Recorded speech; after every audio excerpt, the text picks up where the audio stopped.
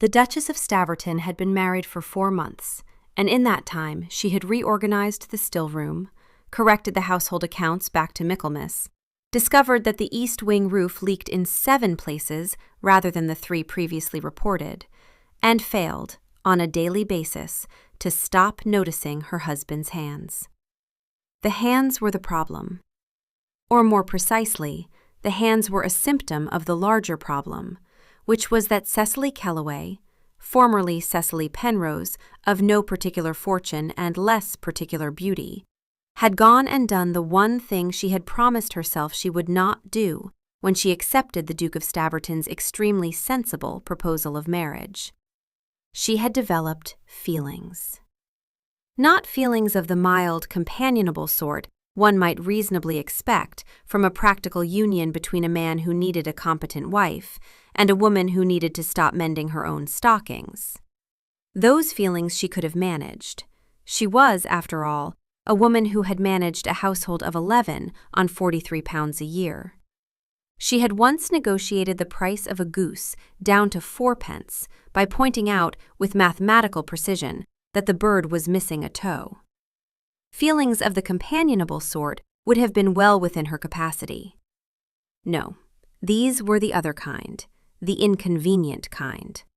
The kind that made her lose her place in a column of figures whenever the Duke walked through the estate office on his way to somewhere else, trailing the scent of ink and horse leather and a particular sort of quiet authority that had no business being as distracting as it was. She blamed his hands. They were not the hands of a man who spent his life being waited on. They were broad, capable, ink-stained at the knuckles, and she had watched them mend a gate hinge on the 2nd day of their marriage with the focused competence of a man who had never considered that gates were beneath him. She had thought, oh. That was the whole word, just oh. And she had been in trouble ever since. The Duke, for his part, appeared to have no feelings whatsoever, which was, Cecily reflected, either very convenient or very unfair, depending on one's perspective. Your Grace. She looked up from the ledger. Poole, the butler, stood in the morning-room doorway holding a silver tray, and on the silver tray sat a letter. This arrived in the 2nd post, Poole said, in the tone of a man who had been delivering post for 30 years and saw no reason to alter his approach for a duchess. Cecily took the letter. Cream paper, heavy stock, better than anything she had owned before her marriage. No return address, no seal she recognized, just a plain circle of dark wax.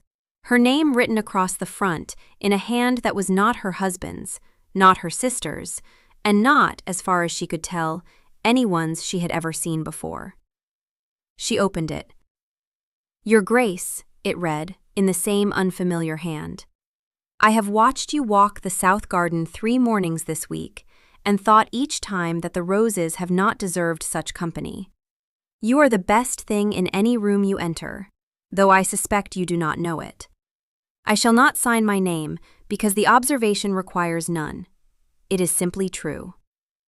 Cecily read it twice, then a 3rd time. Then she folded it neatly, placed it inside the ledger, between the dairy income and the timber receipts, and sat very still for approximately 40 seconds, during which she conducted a thorough internal audit of every man she had encountered in the past week.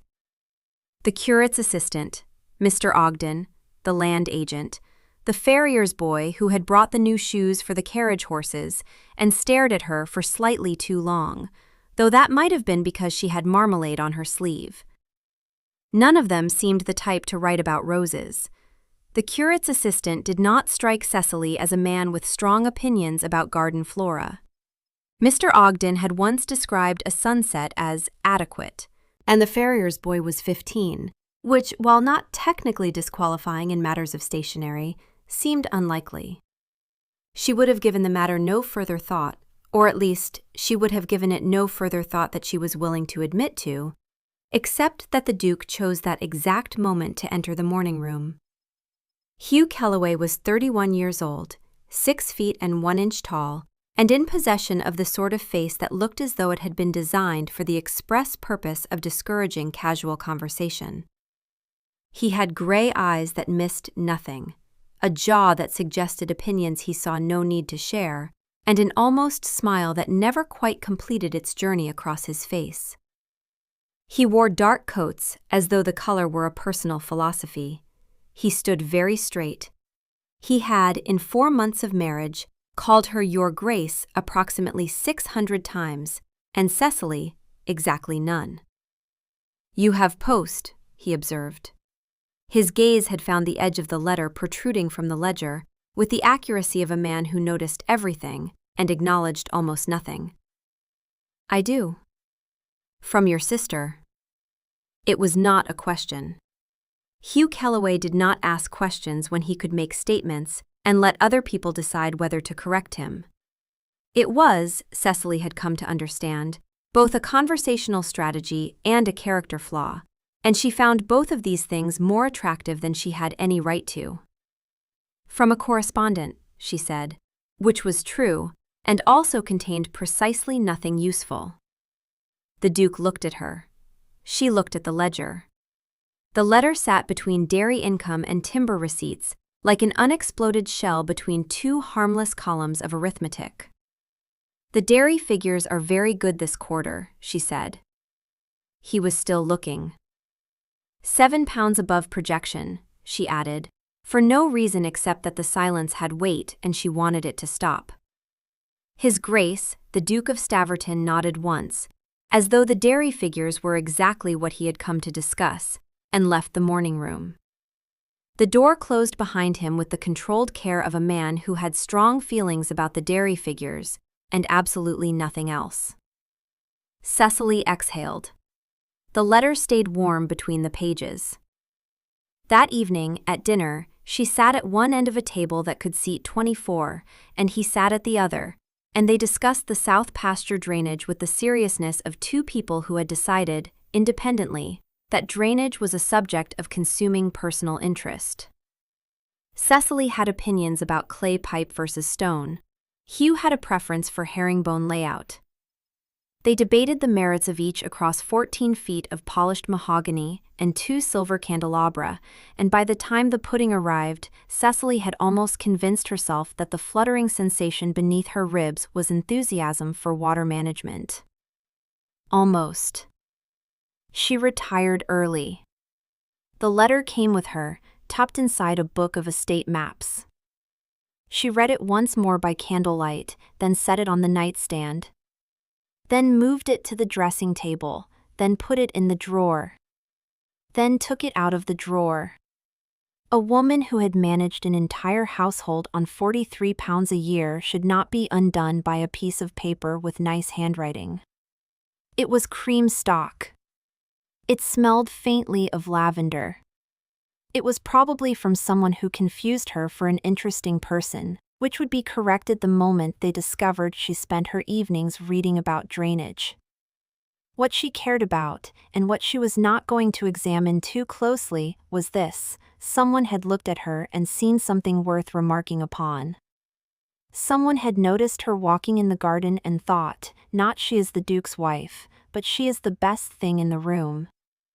In 4 months of marriage, Hugh Kellaway had never once told her she was the best thing in any room. He had told her the household accounts were impeccable. He had told her the new arrangement of the still room was efficient. He had, on one occasion, told her the roast was well seasoned, though this might have been directed at the cook. A woman could live quite comfortably on compliments about accounting. Cecily had been doing exactly that. She turned the candle down and lay in the dark and thought about herringbone drainage. She did not think about herringbone drainage. Chapter 2. The second letter arrived on a Thursday, tucked between a bill from the chandler and a note from the farrier about a loose shoe on the bay gelding. The timing was unremarkable. The letter was not. Your Grace, it read. You wore green yesterday, and the color made nonsense of the afternoon. I do not think you understand what you are. That is the saddest part and also the most beautiful. Cecily's throat did something complicated. She folded the letter into her apron pocket and went to count linen. Counting linen was, in Cecily's experience, the most reliable cure for any form of emotional disturbance.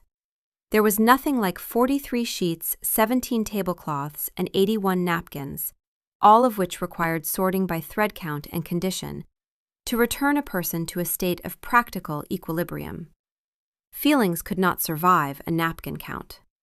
Feelings required space and permission and quiet, and Cecily intended to give them none of these things.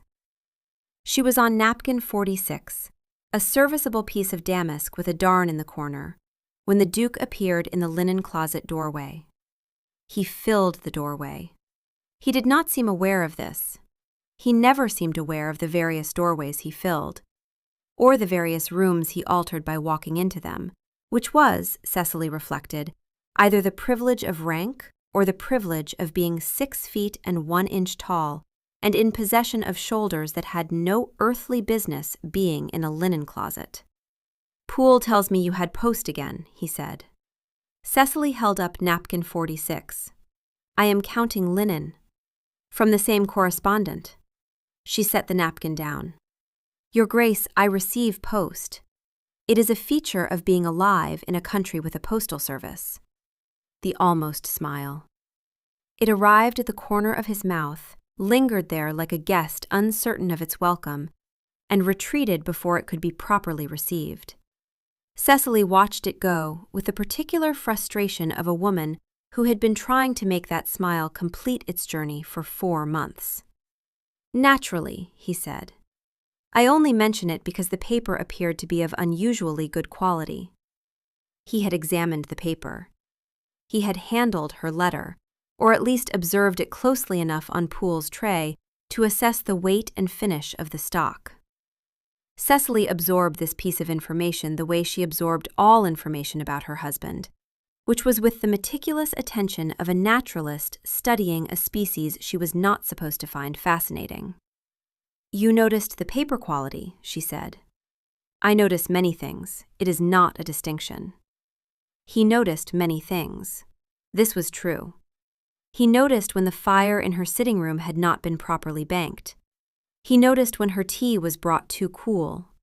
He noticed, 2 weeks ago, that she had been reading in insufficient light, and the next morning a new lamp appeared in her sitting room, without comment or explanation, as though lamps materialized of their own accord in houses where the Duchess was straining her eyes. He noticed everything about her comfort and nothing about her as a person. Or so she had believed, until this particular moment when she realized that a man who noticed the paper quality of her correspondence might be noticing rather more than comfort.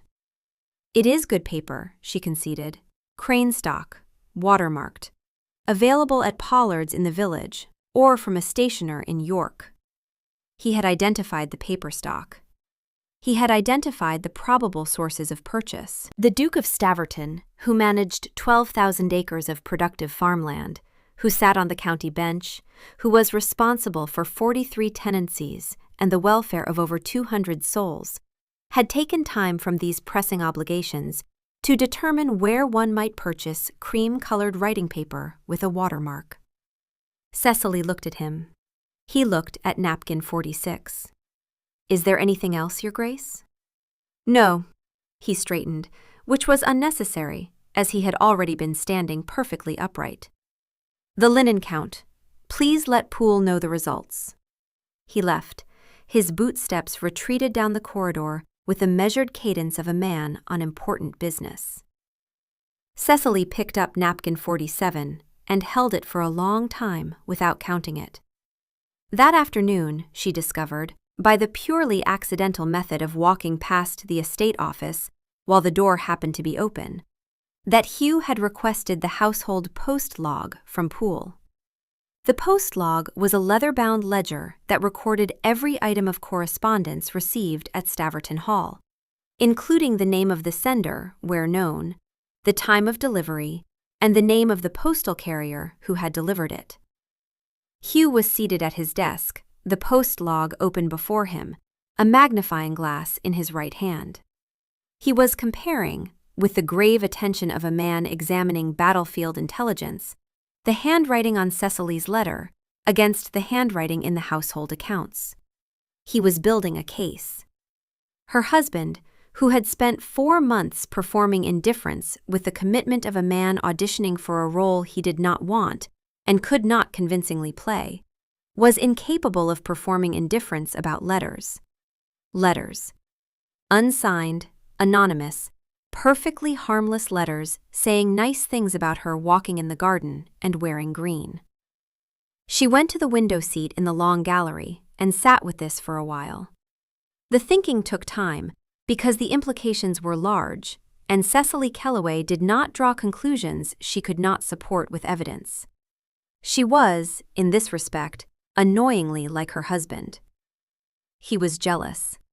That was the simplest explanation, and therefore, in Cecily's experience of ledgers and men, probably the correct one.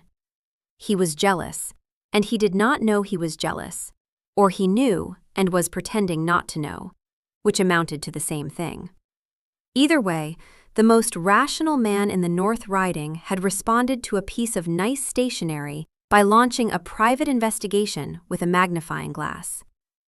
The magnifying glass was the part that caught in her throat, because magnifying glasses were for things you needed to look at very closely, and Hugh Kellaway, who could identify a forged account entry at 10 paces, was holding a magnifying glass over her letter, the way a man holds a thing he considers the most important document on his desk. She should tell him to stop. She should show him the letters and explain that they were flattering but unimportant, and that she had no idea who had written them. She did none of these things. Instead, she went back to the linen closet and finished counting the napkins. 81. All accounted for. She found this reassuring, because the napkins, at least, were behaving in a way she understood. Chapter 3.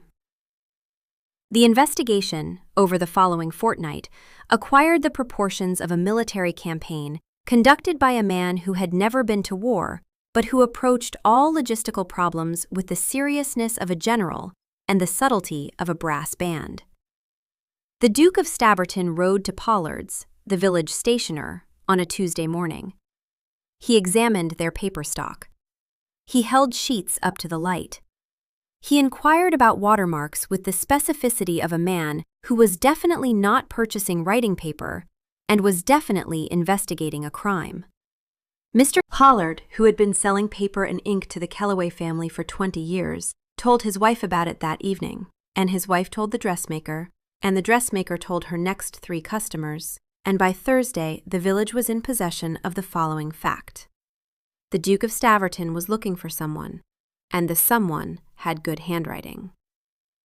On Friday, Hugh asked Mr. Ogden, the land agent, whether any recently arrived gentlemen had taken lodgings in the parish. Mr. Ogden said there were none. Hugh asked whether any recently arrived gentlemen had been seen in the vicinity of Staverton Hall.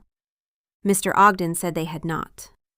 Hugh asked whether any gentleman, of any description, recently arrived or otherwise, had been observed walking near the South Garden. "The South Garden, Your Grace?" Mr. Ogden repeated, with the careful tone of a man who suspects his employer has taken leave of his senses, but does not wish to be the one to confirm it. "Near the Roses," Hugh specified. "I could not say, Your Grace. I am generally occupied with the tenancies." "Naturally. That will be all." On Saturday he spoke to the farrier, on Monday the chandler, on Tuesday he rode to the coaching inn, where the following exchange took place with Brennan, the innkeeper, a man of considerable patience and a strong instinct for self-preservation. "Have any travelers passed through Staverton recently?" Hugh said. He said it the way he said everything, as a statement rather than a question, as though the answer were a formality the world owed him.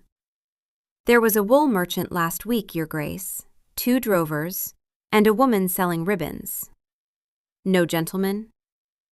"The wool merchant was a gentleman of sorts, Your Grace, had his own teeth." Hugh looked at Brennan. Brennan looked at Hugh. The silence between them contained, on Hugh's side, the total authority of a man who controlled every acre for miles, and on Brennan's side, the absolute certainty that his duke had gone peculiar. "Did the wool merchant appear to have an interest in roses?" Hugh said. He said it carefully. He said it the way a man disarms a loaded weapon. Even he could hear how the sentence sounded. "Roses, Your Grace." "Flowers generally." "He did not mention flowers, Your Grace. He mentioned wool, at some length." "Thank you, Brennan. That will be all." Hugh rode home. He did not, however, consider the matter closed. On Wednesday, he called at the apothecary's shop. The apothecary's boy was named Jenkins. He was 15, thin as a fence post, and in possession of a complexion that suggested he had recently lost a dispute with a beehive. He stood behind the counter and stared at the Duke of Staverton with the wide, fixed expression of a rabbit that has just noticed the hawk. "Jenkins," Hugh said. "Your Grace." It came out as a whisper. "You were observed at the Michaelmas market, looking at the Duchess." Jenkins's complexion, which had been poor, became catastrophic. "I was, yes, Your Grace." "For some time." "She had—" Jenkins stopped. He swallowed. He tried again. "She had marmalade, on her sleeve, Your Grace. I was trying to determine the variety." Hugh looked at Jenkins. Jenkins looked at the floor. The counter between them might as well have been the English Channel. "The variety," Hugh said. "Of marmalade, Your Grace. My mother makes Seville. It looked like Seville." "Do you write letters, Jenkins?" "I can barely write my name, Your Grace. My mother says my handwriting looks like a spider has been at the ink." Hugh studied the boy for 3 more seconds, during which Jenkins aged approximately 4 years, and then nodded once. "That will be all." He rode home. The investigation had now produced, in 14 days and across 7 interviews, the following confirmed results. 0 suspects. 1 pending file on Dr. Paisley, who was 63 and had gout. 1 eliminated apothecary's boy whose interest in the Duchess had been marmalade adjacent, and the growing, inadmissible, entirely suppressed awareness that whoever had written those letters had said things about his wife that were true, and that the trueness of them was the part he could not bear.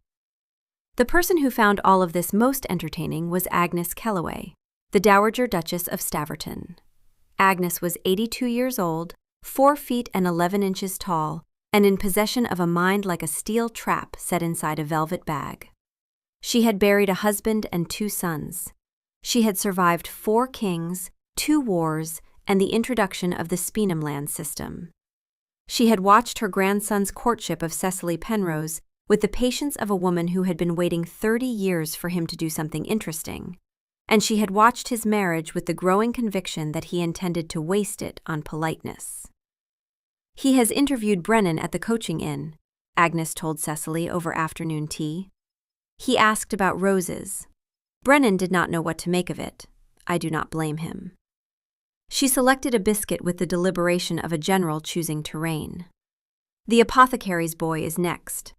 The boy once looked at you for more than 3 seconds." "The apothecary's boy is 15. Hugh is aware of this. It has not discouraged him." Agnes bit the biscuit. "He is operating under the impression that his investigation is subtle, which is rather like a fire operating under the impression that it is not producing smoke." Through the window, across the south lawn, Cecily could see Hugh walking toward the stables. He walked the way he did everything, with purpose and certainty and complete unawareness that the purpose was, in this case, absurd. "He does not know," Cecily said, and it was not a question. Agnes understood immediately. Understanding things immediately was her primary occupation. "That he is in love with you? No. He has not the faintest idea. It is the most entertaining thing I have witnessed since your grandfather attempted to waltz at the Catterick Assembly in 1802 and knocked 3 candelabra into the punch bowl." She set down the teacup. "Sir Edward Bowes has written to me, by the by, the widower from the West Riding. 800 a year, a gentle manner, and the good sense to seek advice from old women. I have invited him to Staverton next month. I believe he wants a wife. Cecily blinked at the change of subject. That is kind of you. Kindness has nothing to do with it. I am reorganizing. It is what I do. Agnes's eyes, which were the same gray as Hugh's but warmer, rested on Cecily. You reorganize still rooms. I reorganize people. We are alike in this respect, though I have had rather more practice. Cecily did not laugh, though she wanted to. Something in her chest had gone tight, the way a thread goes tight just before it either holds or breaks. The ache was specific. A man who did not know he was in love with her was conducting a private war against her correspondence, and the comedy of it and the sadness of it occupied exactly the same space. He has not said a word, she said. Not one word about what any of this might mean. He has told me the dairy figures are impressive. He has consulted me about roof tiles. He replaced every candle in your sitting room because you were reading in poor light. Cecily stared at her. I told you, I know everything. Agnes's voice softened, which it did rarely, and only when she meant what came next more than usual. He has said a great many words, Cecily. They are simply not in the language you were expecting. The candles are a sentence. The drainage is a paragraph. The investigation into your letters is a complete volume, and he does not know he has written it. The tea cooled. Cecily held the cup and did not drink. Outside, Hugh disappeared into the stables, a dark figure swallowed by a darker doorway, and she watched him go and thought, I am keeping a ledger too. A ledger of candles and paper stock analysis, and half-drunk coffee, and a fist uncurling on a breakfast table. And the column does not balance, because the sum is larger than the entries, and I do not know what to do with the surplus. We will take a very short break. If you do not want to miss new stories, please subscribe to the channel. 2 days later, Cecily found the notes. She had not been looking for them.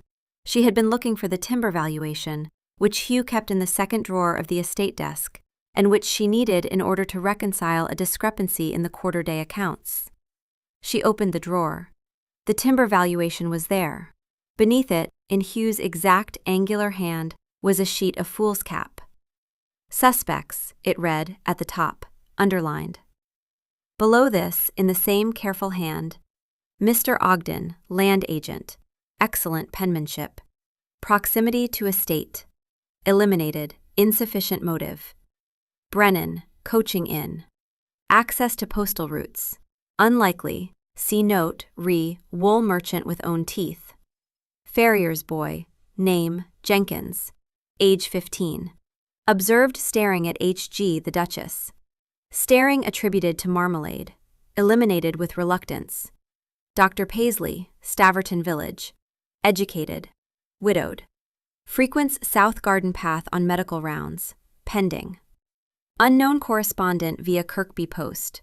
Paper stock consistent with Crane watermark, not available at Pollard's. Enquiries ongoing. Cecily read the list 3 times. She read it standing and then sitting and then standing again because sitting was not adequate to the experience.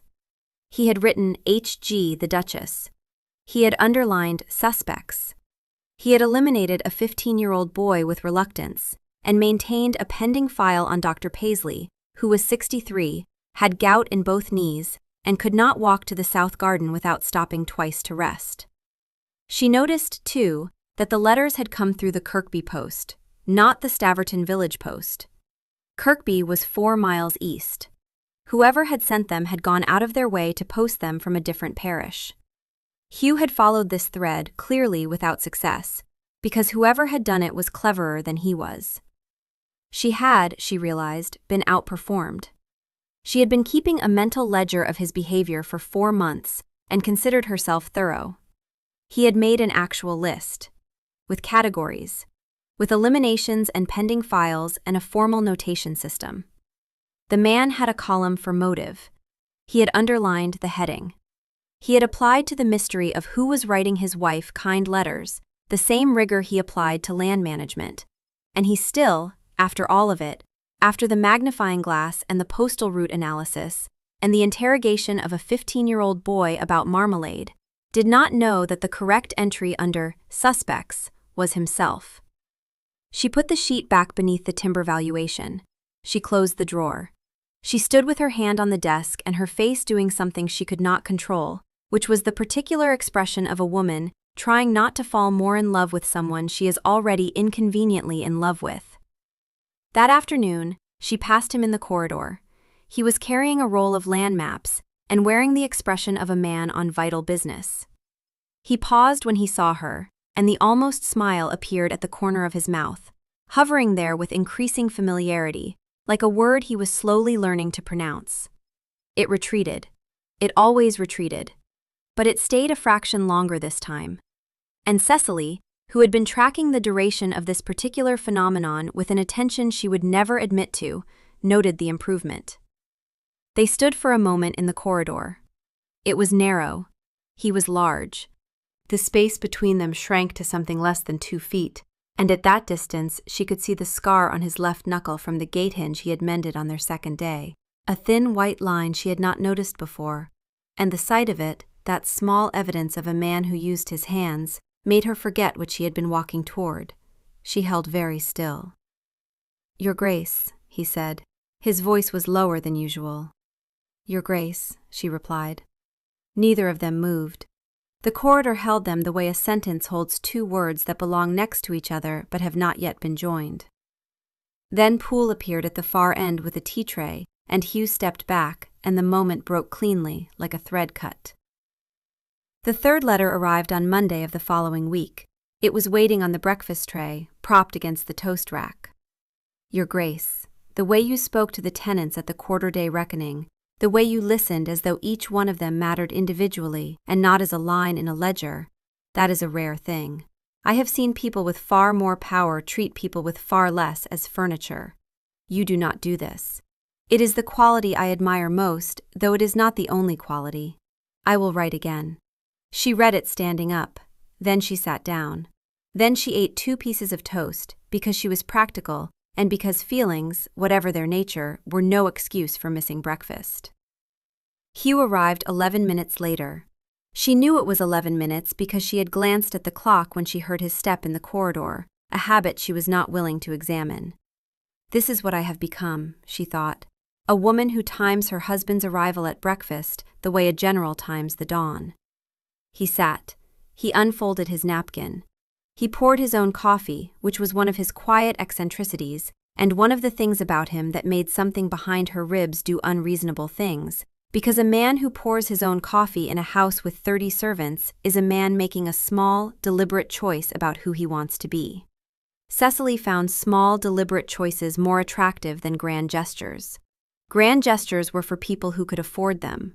Small choices were for people who meant them. "You have had another letter," he said, not looking up from his coffee. The letter was in her lap. He could not have seen it. Poole had placed it on her tray before Hugh came down, which meant he had spoken to Poole before breakfast, which meant the first thing the Duke of Staverton had done upon waking was inquire whether his wife had received any anonymous correspondence. Before coffee. Before the land survey, the tenancy report, the timber accounts. Before everything. She looked at him across the toast rack. His face gave away nothing, but the hand resting beside his plate had curled into a loose fist. "I have," she said, "and the correspondent remains anonymous." "As they were the last 2 times, Your Grace, yes." He drank his coffee. The fist uncurled slowly, finger by finger, as though each finger were making an independent decision about composure. "I have asked Poole to make enquiries about the postal route. It seems prudent." "Prudent," she repeated, "in matters of household security. You believe anonymous letters complimenting your wife are a matter of household security?" His jaw tightened by a fraction. She should not have noticed the fraction, but she had been measuring the fractions of Hugh Kellaway's jaw for 4 months and had become, against her better judgment, an expert. "I believe," he said, setting down the cup with the deliberate care of a man placing a final piece on a chessboard. that any correspondence arriving in my house without a return address deserves scrutiny. My house, not our house. She caught it. She suspected he caught himself catching it because the jaw tightened further. He stood. He left. His coffee was half drunk. Cecily looked at the abandoned cup. A man who always finished his coffee had left it half drunk. She filed it alongside the paper stock analysis and the Kirkby postal route enquiry and the suspects list and the jaw that tightened by fractions she should not have been measuring, in the mental ledger she had been keeping of small things that added up to something very large. He had not asked to read the letters. She noticed this, too. He did not want to know what they said. He wanted to know who had said it. The distinction was important, and she was not certain he understood why. That evening in the estate office, they worked side by side on the quarter-day accounts. His chair was 3 feet from hers. The distance had been 4 feet last month. The gradual closing of the gap had the quality of something neither of them was willing to name. His hand reached for the inkwell at the same moment hers did. Their fingers touched. The contact lasted 2 seconds, perhaps 3. His hand was warm and dry, and the shock of it ran up her arm. He pulled away first. He always pulled away first. "My apologies, Your Grace." "No need, Your Grace." The Your Graces hung in the air like 2 perfectly matched shields. Cecily picked up the inkwell and set it between them. The brass was warm where his hand had been.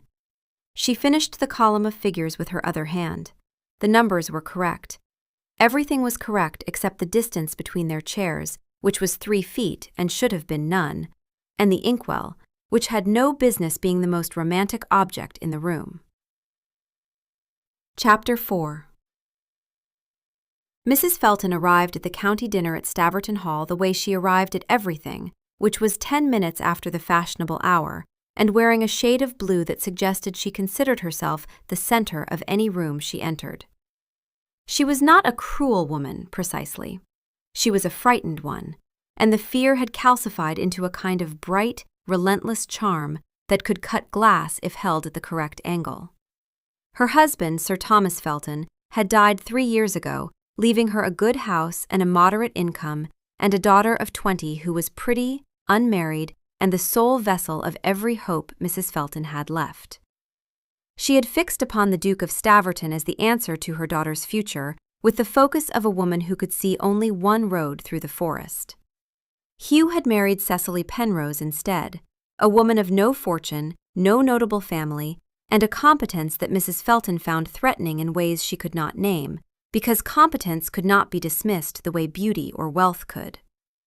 Cecily's particular brand of it, the quiet kind that reorganized things and remembered names, and walked 2 miles in the rain with broth, was the sort that made other women look ornamental by comparison. Mrs. Felton had been ornamental her entire marriage. It had purchased her precisely nothing except a moderate income and a daughter she could not provide for. She had been, since the wedding, unfailingly kind. She praised Cecily's gown in the same breath as she noticed it was plain. She complimented the household management with the careful emphasis that made management sound like the consolation prize for women who could not manage anything more interesting. She wielded courtesy the way other people wielded a blade, turning it so slowly that no single cut could be challenged without seeming petulant. And now she had heard about the letters. The dinner was 14 guests, 3 courses, and the best silver. Cecily was seated between Colonel Ashton, who believed sheep to be the pinnacle of human intellectual inquiry, and Mr. Hartley, who believed the same about barley, between sheep on her left and barley on her right. Cecily had spent the first course composing, in her mind, a comprehensive survey of agricultural topics she would rather discuss than the thing she was actually thinking about, which was her husband at the far end of the table, and the particular way candlelight caught his jawline. She had reached dairy management and was considering turnip rotation as a palate cleanser when Mrs. Felton leaned forward. "I understand you have an admirer, Your Grace." The carrying whisper of a woman who wanted to be overheard. The table did not fall silent, but it thinned. Conversations trailed away like smoke. Cecily set down her fork. "I have a correspondent, Mrs. Felton. It is not quite the same thing." "Anonymous, I am told. How exciting!" The smile was warm and bright and sharpened on both sides. "A duchess with a mystery. The county will talk of nothing else." From the far end of the table, Hugh's voice arrived like a stone dropped into still water. "The county," he said, "may talk of whatever it pleases. It generally does." He had not raised his voice. He never raised his voice. But 3 guests reached for their wine simultaneously, which was the social equivalent of reaching for a blanket in a sudden frost. Mrs. Felton was not deterred. "I only mean that it must be terribly flattering, Your Grace, to be admired so openly and so anonymously." She let the last words sit. Anonymous carried the suggestion of secrecy, and secrecy carried the suggestion of something worth hiding. Cecily was aware of 14 faces watching her. She was aware of Hugh, very still at his end of the table. She was aware that her hands, beneath the tablecloth, were shaking. She did not let the shaking reach her voice. "The flattery," she said, "is in the observation, not the anonymity. I suspect most of us would be improved by receiving an honest compliment from someone who expected nothing in return. It is a rare enough thing in this county." She said it plainly. She said it the way she said everything, without performance, without cruelty. But it landed. Mrs. Felton's smile became fixed. Colonel Ashton resumed discussing Cheviots. The dinner continued. As they rose from the table, Hugh appeared beside her. His hand went to the small of her back as they passed through the doorway into the drawing room, guiding her through the press of guests. The touch was light. It was brief. It was the first time in 4 months of marriage that he had touched her where someone else could see. His hand stayed a beat longer than guidance required. Then 2 beats. Then he took it away, but slowly, as though the removal cost him something. Cecily walked into the drawing room with his handprint burning through the silk of her dress. She thought, that was not about the doorway. That was about Mrs. Felton saying admirer, and Hugh's hand deciding, before the rest of him could object, to make a claim. She spent the rest of the evening pouring tea and discussing the weather with Mrs. Hartley, and thinking about the specific weight of a hand on the small of her back, which was, she estimated, approximately 4 ounces and approximately the most significant thing that had ever happened to her. After the guests left and the candles burned to their bases, Agnes found Cecily in the library. "We will take a very short break. If you do not want to miss new stories, please subscribe to the channel." The dowager was wearing a shawl older than the furniture and carrying a glass of sherry she had certainly not been offered. She sat in the chair by the fire with the ease of a woman who had owned the chair for 6 decades. "Sit down, Cecily."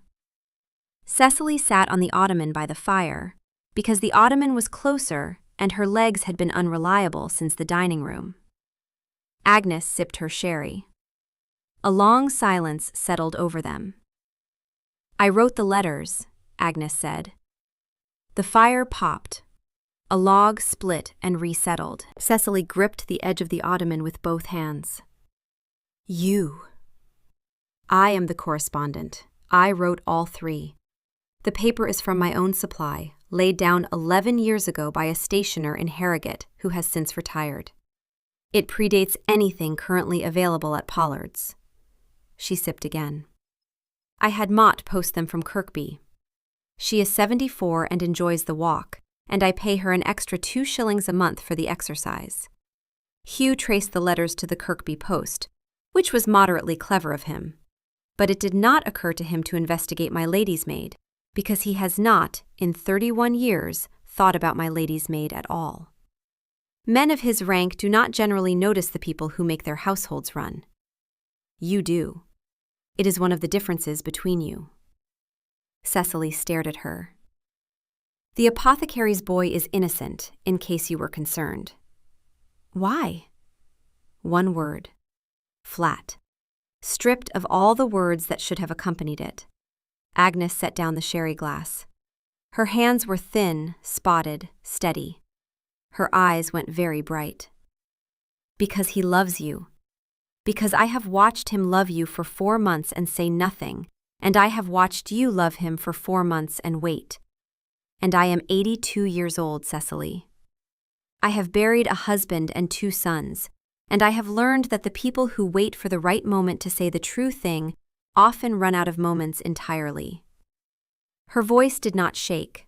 It was too old for shaking, too steady. But it slowed. I wrote you the truth. You are the best thing in any room you enter. That is not flattery. It is what I have observed, and I wanted someone to tell you, since my grandson has the emotional articulacy of a gatehouse. Cecily sat on the ottoman and breathed. The simple mechanics of lungs. The ache that had lived in her chest for 4 months cracked open. Not because the letters were from Agnes, though that was its own kind of gift, a fierce old woman writing kind things on cream paper because she could not bear to watch her family be miserable. Because Agnes, who had known Hugh for 31 years, had looked at the same evidence Cecily had been collecting and had reached the same conclusion. He loved her. Everyone could see it except him. That was the funniest thing she had ever heard, and the saddest, and they were the same thing. Does he know that you wrote them? He does not, and I will not tell him. That particular revelation belongs to you. Agnes picked up the sherry. I have done my part. I put the match to the kindling. The rest is fire. She stood. She adjusted the ancient shawl. She left the library with the unhurried dignity of a woman who had been arranging other people's happiness for 60 years and saw no reason to rush. Cecily sat on the ottoman for a long time after. The fire burned low, and she did not add a log. Chapter 5. She found him in the estate office at 11:30. He worked late. He had always worked late. It was his version of counting linen. A place where the world resolved into columns and figures, where everything balanced and nothing required the sort of reckoning that could not be written in a ledger. He was standing at the desk, not sitting. A land survey was spread before him, but he was not reading it. He was looking out the window at the dark south garden, and the window showed him nothing but his own reflection, and behind it, Cecily in the doorway. Your Grace, he said, to the window. She came in. She closed the door. The click of the latch was very loud. I know who wrote the letters, she said. He turned. His face did the thing it always did when the subject arose, the careful nothing, the composed absence of expression that she now understood was the most expressive thing about him. The face of a man holding a door shut while the room behind it burned. Your grandmother wrote them. 1 second, 2. He sat down. Not in the chair, on the edge of the desk, which was the first ungraceful thing she had seen him do in 4 months of marriage. His hand found the desk behind him and gripped it, and his knuckles went white. My grandmother. She told me this evening. The paper is from her own supply, 11 years old. Her maid Mott posted them from Kirkby, which is why your postal route enquiry led nowhere. Cecily paused. She did not write them to deceive you. She wrote them because they were true, and because she was tired of watching you not say so. The clock ticked. Hugh sat on the edge of the desk and looked at the floor, and for the first time since their wedding, Cecily saw the man beneath the title. Not the Duke, not his Grace. A man of 31, sitting on a desk with white knuckles and a face that had run out of ways to hide. You investigated the farrier, she said, gently. I investigated the farrier. Very quiet. And the apothecary's boy. He is 15. I was aware of this the entire time. And the wool merchant with his own teeth. In my defense, his dental situation was suspicious. She almost laughed, The laugh rose and she held it because this was not the moment, though it was close, though the laughter and the other thing were nearly touching. She took a step closer, 5 feet, 4, 3. She stopped at 3 because at 3 she could see his face clearly, and what she saw there stopped her breath. The almost smile was gone. In its place was something raw and unfinished. The face of a man who has spent a long time building a wall and has just heard the first stone fall. Hugh, she said his name. Not as a title, not as an address. As a word that belonged to a person she was in love with. The sound of it in the quiet room filled everything. He looked up. His eyes were bright. I have been, he started. He stopped. He tried again. The marriage was intended to be. I proposed because you were. Because the estate needed. He could not finish a sentence. The most articulate man in the North Riding could not complete a single thought, and the reason was standing 3 feet away in a gray dress with her hair coming loose. I know what you proposed, she said. I know what it was intended to be. It is not that anymore. No, he stood, the distance closed, 3 feet, then 2, then something less than 2, and at that distance she could smell the ink on his fingers and see the shadow that sat in the hollow of his throat, and she thought, with the absurd precision that had become her particular affliction, that the hollow of a man's throat had no business being a thing she knew the exact depth of. You reorganized the still room, he said. It was not what she expected. She waited. On the second day, you walked in and you moved every jar to a place that made more sense than the place it had been in for 30 years. And I stood in the doorway and thought, she sees how things should be, and she makes them right. Then you corrected the accounts.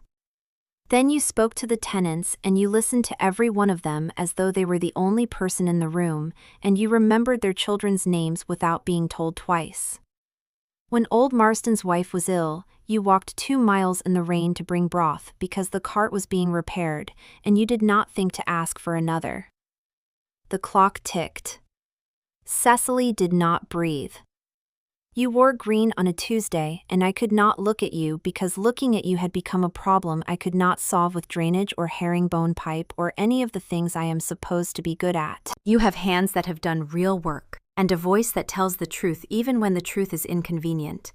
And you count linen when you are upset, which I find, for reasons I cannot account for, the most extraordinary thing about you. And I have spent 4 months calling you Your Grace, because if I had called you Cecily, I would not have been able to stop there, and I did not know what came after, and I was afraid of it. His voice cracked on the last word. Quietly, a hairline fracture in something that had been carrying weight for too long. The room held the sound of it. The clock ticked once, twice, a third time. The fire shifted in the grate. Outside, somewhere distant, a barn owl called and received no answer. Cecily stood 3 feet from her husband and watched him not look at her. He was looking at the desk, at his own white-knuckled hand gripping the edge, at the land survey he would not read tonight or any night this week. A thread had come loose at his left cuff. She could see the frayed edge of it, that single imperfection in a man who did not permit imperfections, and the sight of it undid her more completely than the speech. She breathed. She did not step forward, not yet.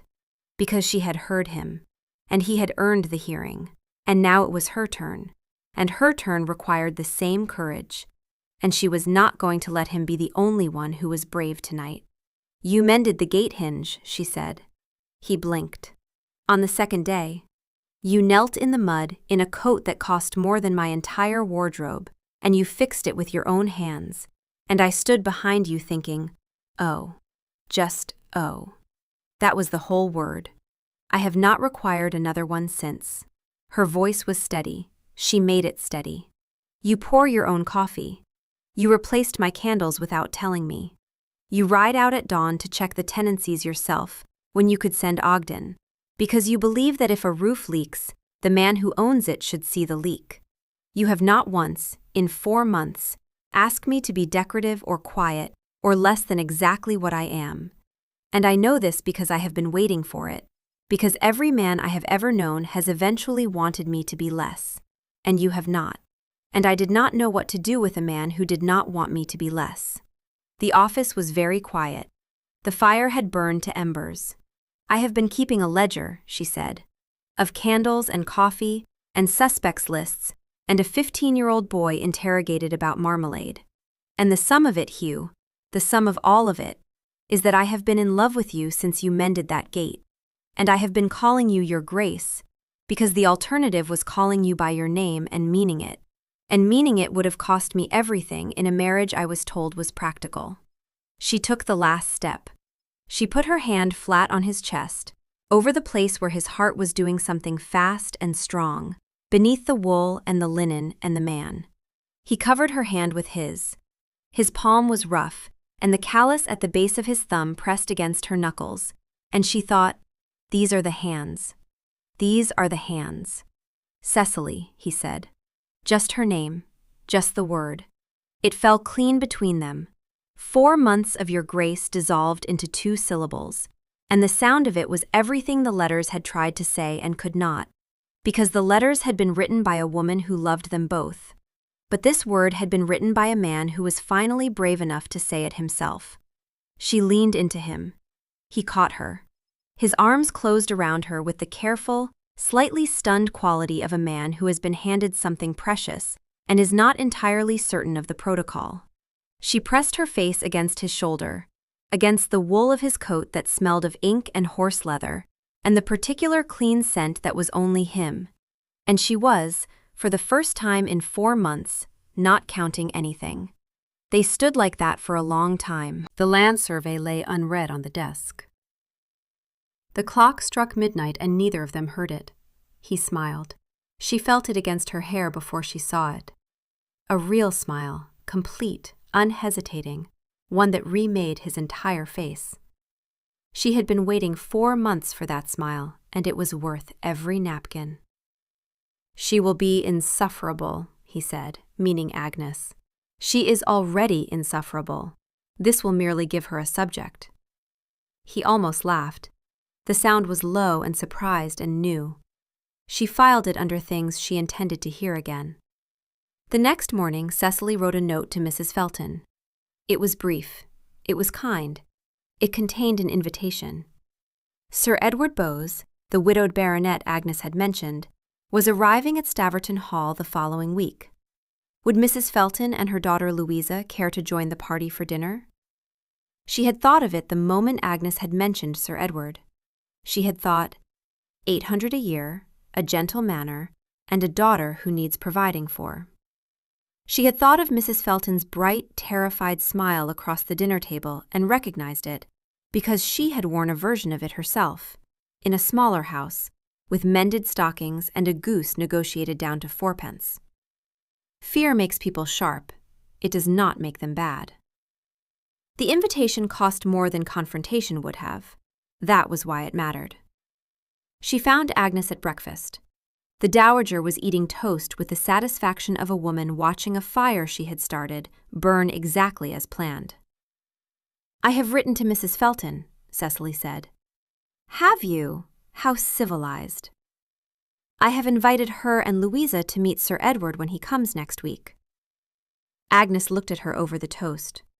Her gray eyes were sharp and bright and full of a warmth she would have denied if challenged.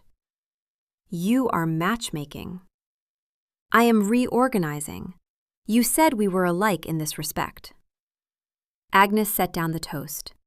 For a moment, the sharpness in her face softened into something older and kinder and more fragile. "That was well done, Cecily. Very well done. I had a good teacher. You had an interfering old woman with cream paper and no patience. But you may call me a teacher if you wish. It is the kindest thing anyone has called me in some considerable time." They ate breakfast in companionable silence. Through the window, the south garden was bright with late autumn light, the roses cut back to bare stems, the path swept clean. In 2 hours, Hugh would walk that path, and Cecily would watch him, and this time, when he looked up, she would not look away. The last letter arrived 3 days later. It was not on cream paper. It was on plain foolscap, the kind used for estate business, written in a hand she knew as well as her own. Cecily, it read, you are the best thing in any room you enter. I should have told you sooner. I should have told you on the second day, when you moved the jars. I am not good at saying true things when the true things are large.